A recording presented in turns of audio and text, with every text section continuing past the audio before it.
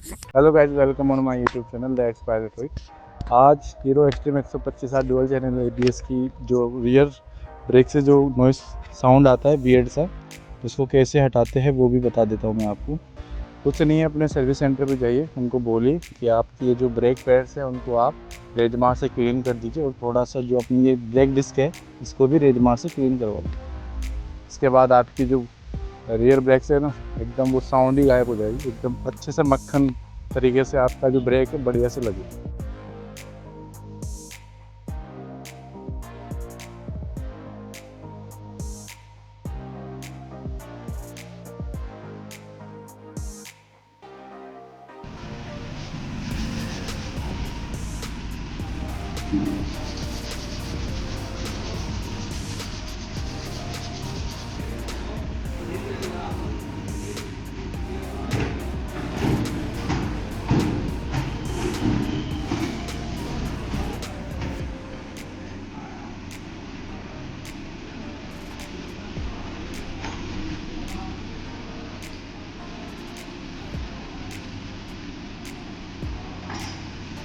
तो यही था आज की वीडियो में। Thank you so much. अगर वीडियो काम की लगी हो तो वीडियो को लाइक जरूर करना।